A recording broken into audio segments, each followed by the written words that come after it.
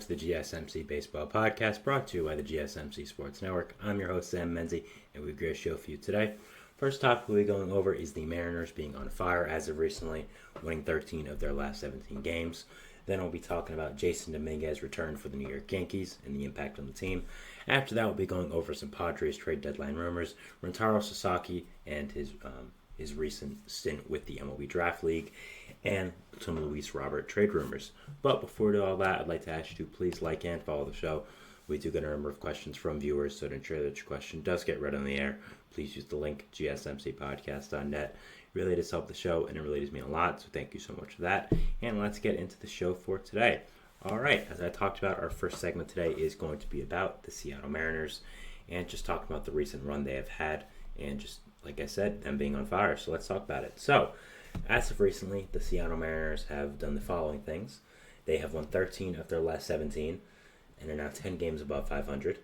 And it's just showing how well they have done recently. And looking at this AL West this year, we've kind of been begging for just one of these three teams that going into the year we thought were elite to finally take the reins of the division, and it looks like the Mariners have finally done that. So props to them. They've been doing very, very well, and I did want to talk about them. So yeah, let's go.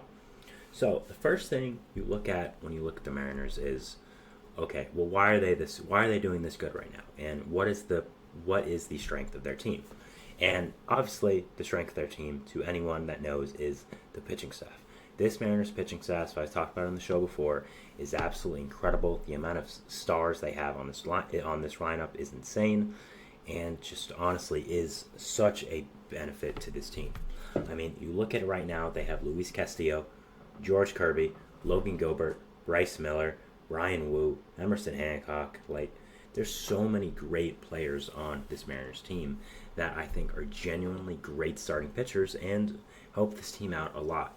So I think that overall, this is really the main reason why the Mariners have done so good. And, we'll also get more into it later, but they're also 16-6 in one-run games. And I think that has to do with their pitching staff being so good. So you look at the stats of this rotation. First of all, you have the ace, Luis Castillo, who has an ERA of 3.47. You have George Kirby, 3.43. Logan Gilbert, 3.57. Bryce Miller, 3.99. Ryan Wu, 3.81. Like, those are all really good ERAs. Nothing that's incredible, but these guys have the potential to go well under that and are great pitchers. So overall, I think it's finally nice that the Mariners pitching staff and entire team is clicking and just doing really well for this team. So good job for them, and it's been really great. So they've done a great job with that, and their elite rotation really is the reason why they have done so well as of recently and are finally clicking on all cylinders with the true potential of this team. I mean, again, they're 16-1 in one run. They're 16-6 in one-run games, and I think a lot of that has to do with the pitching staff. If the Mariners' offense gets ahead by at least 2 or 3 runs, your pitching staff's probably not going to give that up because it is so good, and also the bullpen works out really well as well. So I think that overall, just this entire pitching core of this Mariners team, has done very, very well, and really is the big impact overall. So, of course, you have the rotation, but you also have the bullpen. I mean, the bullpen has also been really fantastic for this Mariners team and been a big impact. You, of course, have Andres Munoz, who's your closer, who's been amazing this year. Ryan Stanek, who you signed, who's been really, really solid. Taylor Saucedo, who's been solid. Trent Thornton, who's been solid. Austin Voth, who's been solid. And the thing that really stands out here is Taylor Saucedo was a waiver pickup from the Mets. Ryan Stanek was a small signing from the Astros. Trent Thornton, a waiver pickup from the Blue Jays. So you look at how well the Mariners just develop pitchers. That really does impact how well this team does, and just shows how good of an organization they have become. Really, really good moves by them to pick up guys like a Stanek, a Saucedo, a Thornton, and make them into really good high-leverage relievers. So that's the sign of a really good organization there. They've done a very good job, and props to them again with how well they've done, and overall has been very, very good. So overall, when looking at this team, again, just the pitching core is so good, and that's why I did have them as a playoff team going into the year. I still think they are a really good team and are probably higher up in the AL rankings now because simply put, the Astros and Rangers have been so underwhelming and have underperformed so much. So I think that overall this team is very exciting. There's a lot of talent here, and I'm just really, really interested to watch what they do the rest of this year. And the really interesting thing is, even though they now are 10 games above 500 and their pitching staff is great, their offense hasn't even woken up yet. I mean, it's been pretty mediocre so far. So you look at their catcher, first of all, Cal Raleigh, who's been a star in the past. He's not done that great this year. He's been okay, having a 102 weighted runs created plus, which is only 2 above league average. So it's not like it's amazing, but it's still solid there. After that, Ty France at first has been okay. Jorge Polanco, they traded for from Minnesota, who's one of their big offseason additions, has been pretty underwhelming as well. So that's another thing that's a negative. JP Crawford's been solid, but outfield, Julio Rodriguez hasn't even gotten hot yet. That's another thing you're looking out for. And just overall, their offense really hasn't hit their full potential yet. Mitch Haniger's also been a disappointment since coming back to Seattle. Mitch Garver hasn't been exactly what you hoped for. He's been okay, but not great. So overall, I think that this Mariners team has done this well as of recently, even without their offense playing up to its full form. So when you have guys like Polanco, like Julio Rodriguez especially, getting hot and getting up to their full form sooner rather than later, this team is going to be scary. And you have this pitching staff, you're going to have this elite offense whenever they heat up. I think that it's going to be a very, very exciting team to watch. Clearly the best team in the AL West right now with the Rangers dealing with their underperformance and all the pitching injuries they've had. The Astros really the same thing.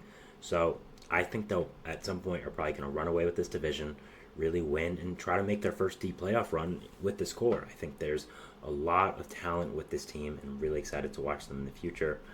And overall, it's just going to be very, very exciting to watch them and end up seeing what does happen here. Again, pitching is amazing, and that's what matters in the playoffs, so it should be very exciting. And they also have a really good farm system. I mean, there are a lot of genuinely great prospects in this system that would probably make them be able to trade for a star at the deadline. I know in past years we've heard them connect to Pete Alonso, who would be an interesting fit on this team, give them the power bat that I think they need, but also some other big bats I think would fit. Luis Robert, who we are actually going to talk about him with the Mariners in the last segment, so we'll say more for that, but that's another bat. But really, any big bat at the deadline that is available, the Mariners would probably be able to get them and have enough of a farm system to be able to part with guys to really get any star they want. I mean, you look at their prospect capital right now, Cole Young, Harry Ford, Colt Emerson, Lazaro Montes, those are just the top guys. They have more depth overall in the farm system as well. So I think there's a lot to like if you're a Mariners fan right now with the direction this team is going, with the amount of assets they have, and yeah, it's just very, very exciting. And another thing is this team is really, really young. Like the pitching staff, other than Castillo, really no one is even close to hitting their second contract yet. Of course, Castillo's already gotten a big extension by Seattle. Andres Munoz is on a cheap contract for a little while now as their closer. You also have Cal Raleigh, who's a younger player. You also, of course, have Julio Rodriguez, who was locked up for a million years plus one. So there's a lot to like about this team, and they're going to stay together.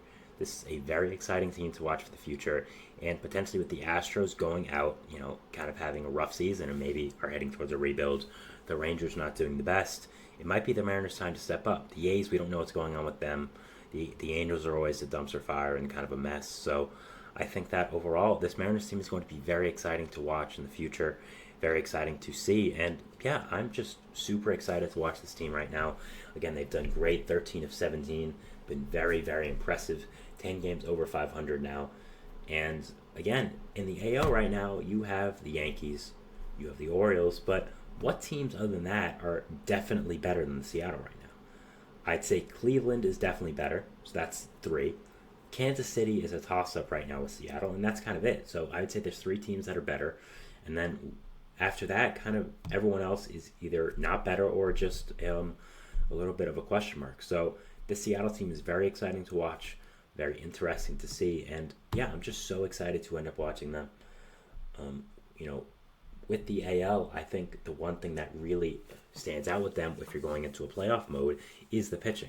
Yankees and Orioles both have question marks in that front.